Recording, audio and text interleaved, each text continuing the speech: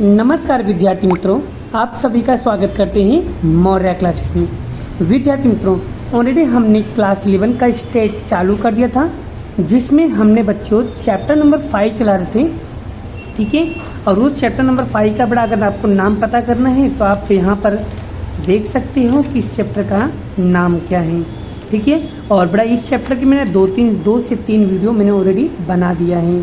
क्या नाम है? आवर्ती वितरण की विषमता, स्क्यूनेस ऑफ फ्रीक्वेंसी डिस्ट्रीब्यूशन, जिसमें बच्चों मैंने बताया था, मैंने जो कार्ल पियर्सन का जो मेथड था बच्चों ऑलरेडी हमने पढ़ा दिया है। जितने भी टाइप के क्वेश्चन आते थे वो सारे टाइप के क्वेश्चन मैंने ऑलरेडी यूट्यूब पर करवा दिया है।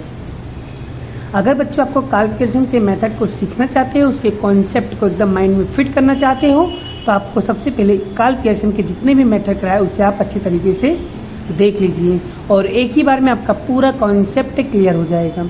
आज बच्चों हम लेने वाले हैं दूसरा मेथड। दूसरे मेथड का नाम है बच्चों बाउली की मेथड, बाउली की पद्धति। तो चलिए बड़ा, आज हम बाउली की मेथड और बाउली की पद्धति को समझेंगे और पूरा डिटेल में समझाऊंगा बच्चों, एक एक कॉन्सेप्ट क्लियर करूंगा।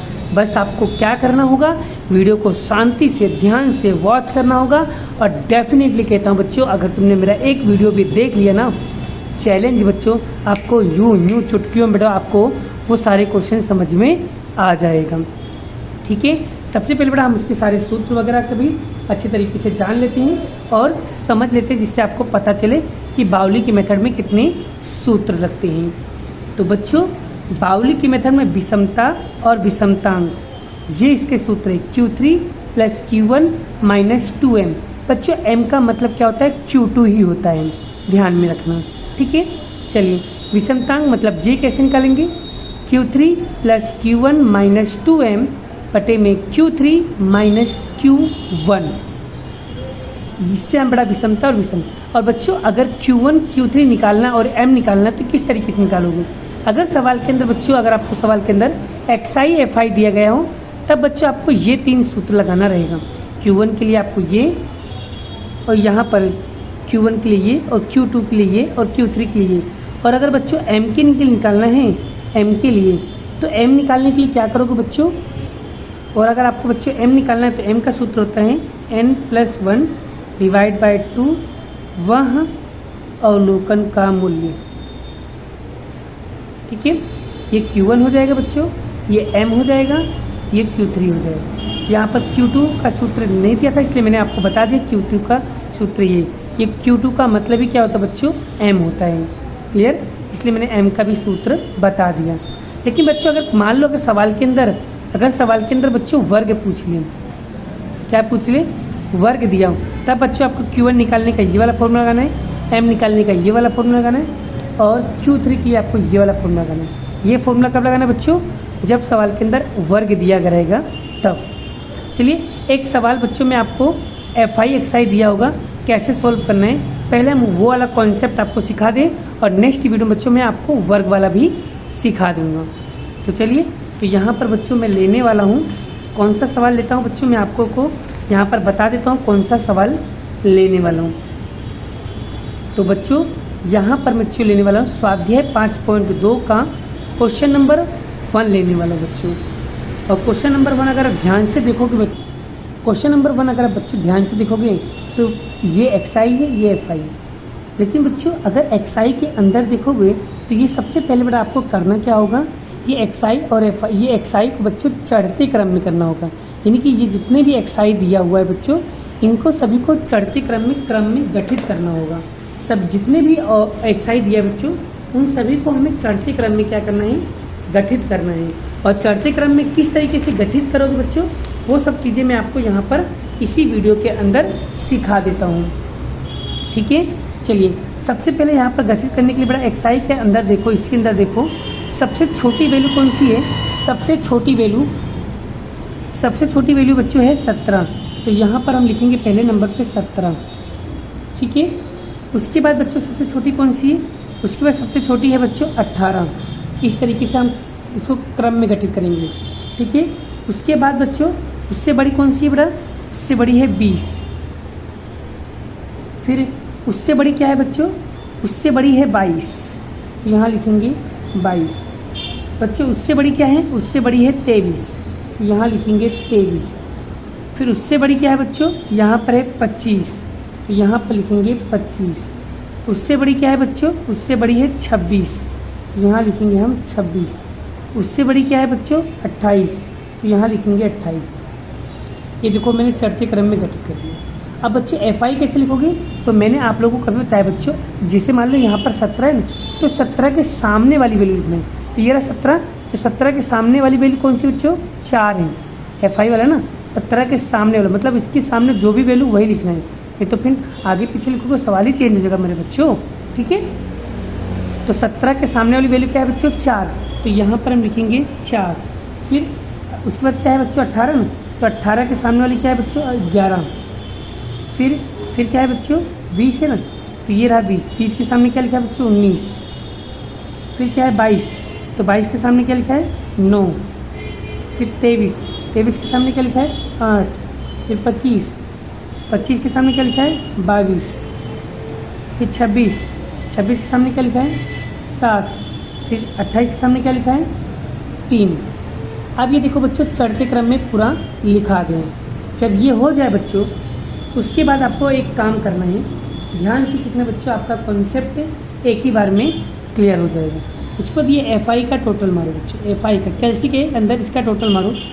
इसका टोटल मारोगे बच्चों कितना आएगा 83 आएगा, ठीक है। अब हमें निकालना, एक कॉलम निकालना होगा CFI। CFI कैसे निकालो बच्चों, तो पहला यहाँ पर क्या लिखा है 4, तो 4 का 4 रखो।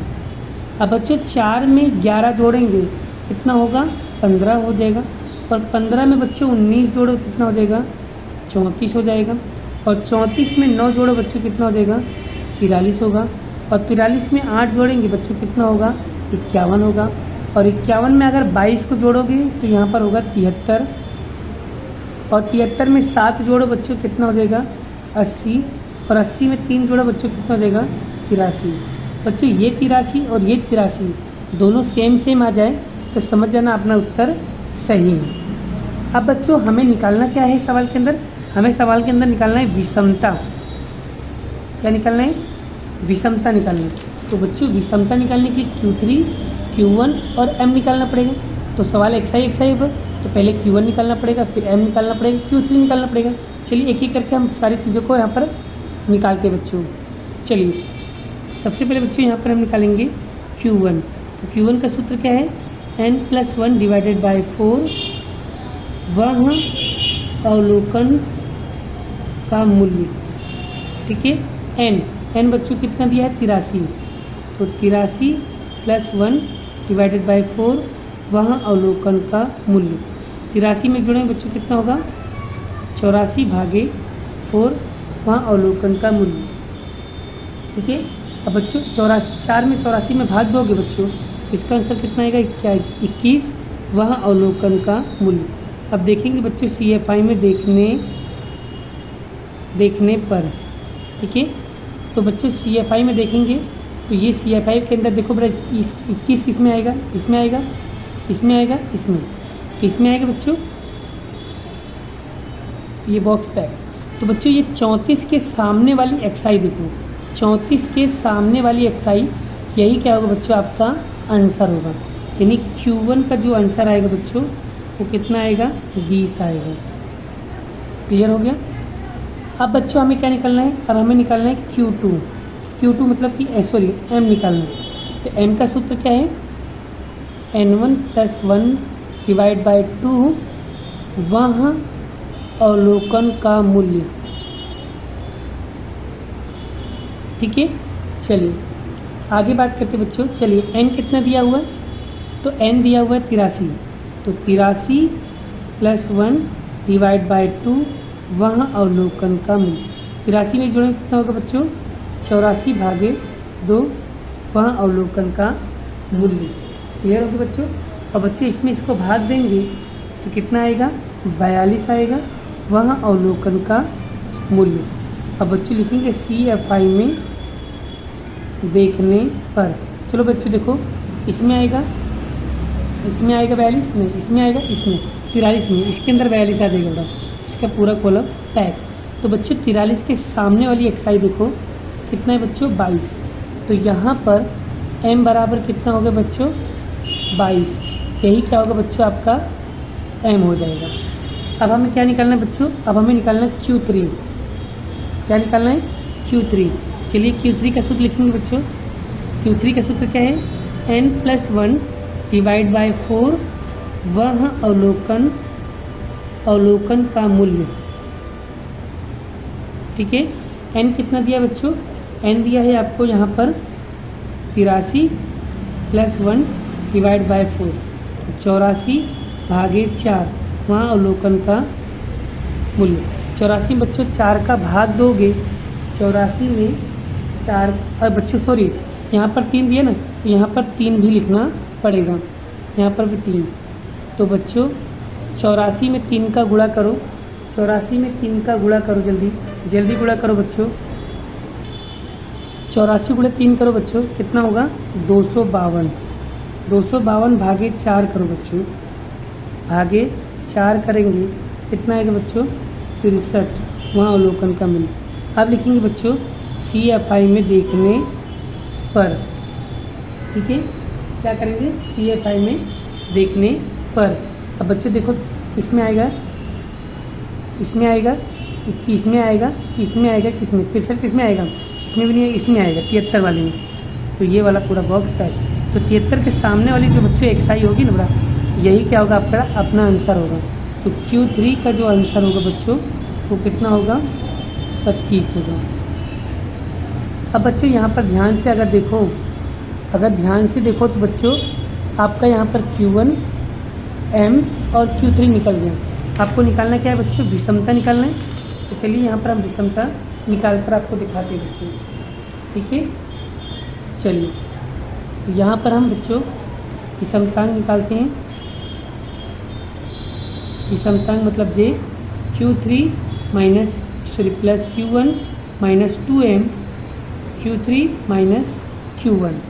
ठीक है, क्लियर हो गया बच्चों। चलिए अब यहाँ पर Q3 कितना है बच्चों, Q3 आया 25, तो यहाँ लिखेंगे हम 25 प्लस Q1 कितना है बच्चों 20 माइनस 2 का 2 M कितना निकाला बच्चों 22, यहाँ लिखेंगे 22। Q3 कितना है 25 माइनस Q1 कितना है 20। आगे बच्चों 25 में 20 को जोड़ो बच्चों, 25 को 20 में जोड़ेंगे तो कितना होगा 45 माइनस 22 दूनी 44 और 25 में से 20 माइनस का बच्चों कितना आएगा 5। ठीक है, और 45 में से बच्चों 45 में से 44 माइनस का कितना आएगा 1/5। अब बच्चों इसमें इसको भाग देंगे तो इसका राइट आंसर निकल के आएगा 0.2। कितना आएगा बच्चों 0.2। तो J बराबर क्या आ गया बच्चों 0.2। आई होप उम्मीद करता हूँ बच्चों आपको ये टॉपिक और ये कॉन्सेप्ट काफ़ी अच्छी तरीके से समझ में आ गया। बहुत ही इजी लेवल का क्वेश्चन बच्चों, बाउली की मेथड काफ़ी ज़्यादा इजी है। ठीक है, और बेटा इस टाइप का जितने भी सवाल होंगे वो सवाल मैं आपको बता रहा हूँ, इसी मेथड से, इसी तरीके से, इसी टेक्निक से आपको सवालों को सॉल्व करना है। ठीक है, तो बच्चों आपको यहाँ पर होमवर्क दे रहा हूँ, 5 स्वाध्याय 5.2 का क्वेश्चन नंबर 1 करना है, फिर उदाहरण नंबर 12 करना है, फिर सेक्शन F का आपको क्वेश्चन नंबर 1 करना है। इसी मेथड से बच्चों अगर आपने ये क्वेश्चन सॉल्व कर लिया इसी मेथड से तो आपको 100% आपका कॉन्सेप्ट क्लियर हो जाए बच्चों। ठीक है, अगर आपको स्क्रीनशॉट वगैरह पढ़ना है तो आप पढ़ सकते हो। और आई होप बच्चों अगर आप लोगों को मेरा क्वेश्चन पढ़ाने का तरीका अगर आप लोगों को समझ में आता है तो बच्चों एक लाइक तो बनती है, क्योंकि मैं आप लोगों के लिए इतने अच्छे कंटेंट, इतना अच्छे टेक्निक्स से मैं आपको वीडियो बना करके बता रहा हूँ, आपको समझा रहा हूँ। तो बच्चों प्लीज़ एक लाइक तो बनती है। ठीक है, अगर आपने चैनल को सब्सक्राइब नहीं किया तो चैनल को सब्सक्राइब भी कर लेना। बाकी का क्वेश्चन नेक्स्ट वीडियो में कराएंगे। जय श्री कृष्ण, राधे कृष्ण की जय, जय माता दी दोस्तों, बाय बाय।